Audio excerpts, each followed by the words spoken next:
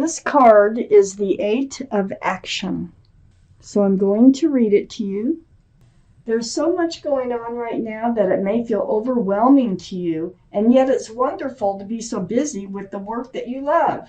Express gratitude for the blessings of heaven that are taking up your time, even if life feels challenging. If you're asked to travel and take a flight, then do so with confidence. Wow.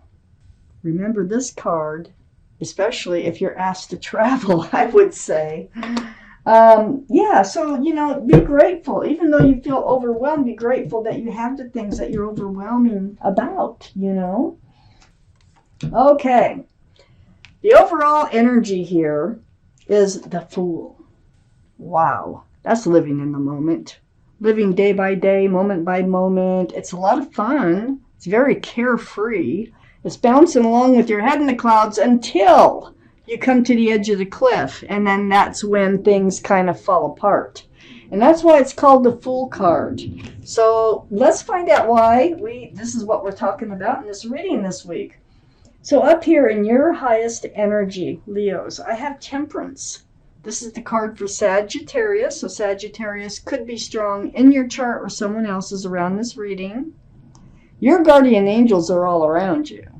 And they're doing their job. They're mixing that potion back and forth, back and forth. They're helping you to be tempered, okay? So they're trying to help you be grounded, balanced, and patient. These are the two strongest cards in your entire reading. So I think you want to come out of the energy of the Fool. I think you've reached the edge of the cliff. And they're telling you to be patient for some reason and try to stay balanced for a bit here. Let's find out why.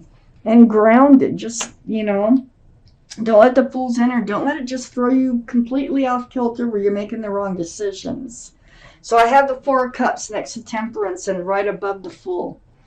Yeah, this feels like whoever the other person is.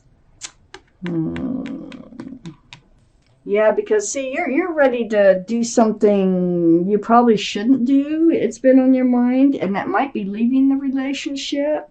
But I feel like the other person wants to stay in it. So things need to be worked out. I think you're thinking about disregarding their offer, their love offers. But it's right next to Temperance. So Temperance is saying, oh, whoa, Nelly. It's like, hold your horses, try to keep balance, try to be patient, and because, what you really want here is the Six of Wands, and it's on the other side of Four of Cups, and I feel like that's really what they're offering. They may not be so clear about what they're offering. This is the Six of Wands. This is the card for success and love. See all those wands in the background? These are people who love and care about you, who see you as a couple. See that wreath? This couldn't be a card of engagement. It really can be. Let's keep reading. I have the Two of Swords under Temperance next to the Fool. Oh, I feel like you just really haven't dealt with this situation. You're blindfolded. Your heart's guarded. Your swords are up. But this moon, it's still out. It's still enlightening you about some things. Temperance is here to help you too. Be enlightened. It is about this Fool's energy. You want to come out of it. I can see that. I think you want out of the Fool's energy. I think that you think they really don't want out of the Fool's energy. And they just, making this offer to come in. I think that you think that they, are not going to come out of the Fool's energy. And this probably came from some conversation or something that you had or some actions. Sometimes they speak louder than words, So I have the Four of Swords next to the Fool and under the Six of Wands. You're going to take a time out. And you need it. You're going to take a time out to meditate, pray, or soul search for clarity, for truth.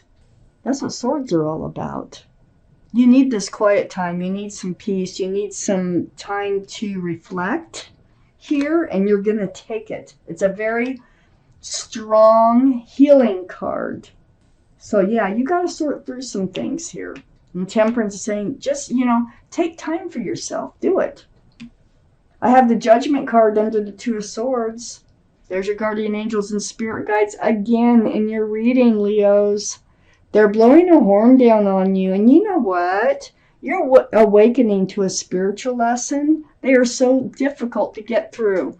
This is probably why you're in this Four of Cups, why you're in the Four of Swords, why you're, in the Two of Swords. And Temperance is saying, just be patient. Things are changing. So the Judgment card, you are learning a spiritual lesson. And once you actually learn a spiritual lesson, you're usually rewarded by the universe. I have the Chariot here, right next to the Judgment card and under the Fool. Things are moving forward. Things are moving away from the Fool's energy. Maybe you don't really see that right now, but it looks like they are. This is the card for Cancer, so Cancer might be strong in someone's chart around this reading. But this is all about moving forward. You can move forward pretty fast, too, with the Chariot. And then next to the Chariot is the Hanged Man, another very spiritual card. And it's right below the Four Swords. All that soul searching, hanging out on your own, being enlightened here about what's going on. Oh boy, I need to see the second part of this reading. Oh, awesome. Okay, this is the extra card right there that came out. The Sun. It's just beautiful. Okay. So I have the Queen of Cups next to the Six of Wands. You are trying to figure out the love. How much love do you really have for this person and they for you? Because I think it started in the energy of the Fool. So now you're questioning everything. This is Cancer, Pisces, or Scorpio that might be strong in your chart or someone else's around this reading. But you do have a cup of love for this person. You actually really do. Next to the Queen of Cups. Now, all the kings and queens are very mature-minded, and they're also either male or female. But next to the Queen of Cups, look what's happening here.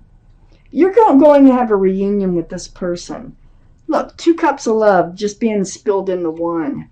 I think this is going to be a beautiful reunion with this person after you've taken your time out, had time to think and reflect. I have the Two of Cups right next to the Three of Cups. This is a soulmate card. This is the happy reunion full of celebration. And seeing each other again, you're going to find out how much you really do love each other. There's a lot of love here. And a beautiful friendship. So maybe that was part of this heaviness that I see with the Four of Cups, as far as you don't want to lose them as a friend. But there is love here too. I have the Moon under the Queen of Cups and next to the Four of Swords. The card for Pisces. So Pisces might be strong in someone's chart around this reading. But, this is like, the dark moments, going inside, waiting for that truth and clarity to come to you so you can figure things out. You're also trying to figure things out with the Queen of Cups about the love. Well, the Moon here, this shines light in the dark. So even in your darkest moments, this enlightenment, you have the Hangman, it shines through and it helps you find your way forward. It's going to allow you to drop this burden that you're carrying about this relationship. We got the Ten of Wands.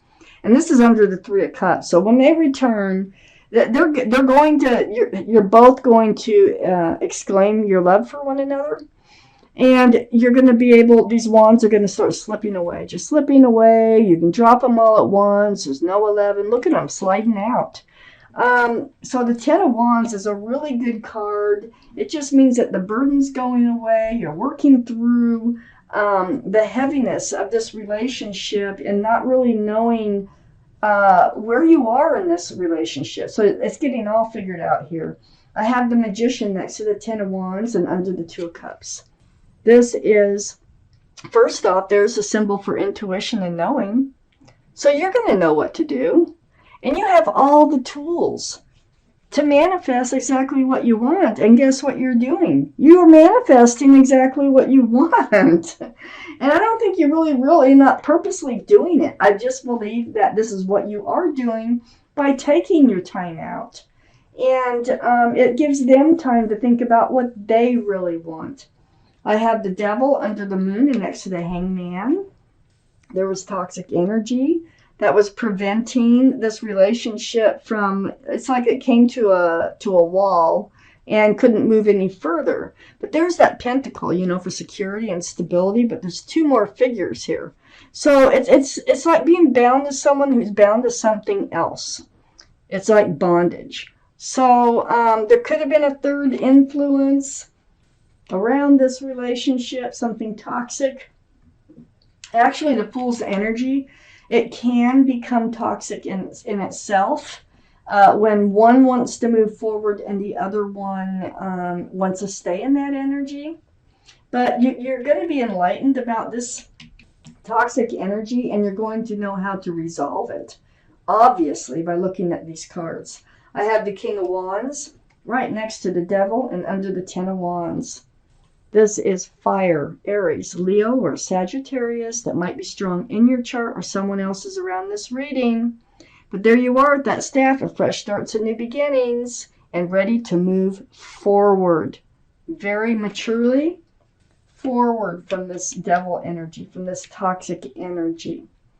And here's the Ace of Wands that they're hanging on to. So we really need to pay attention to that. There is a fresh start, new beginning coming in this relationship. And you actually manifested it.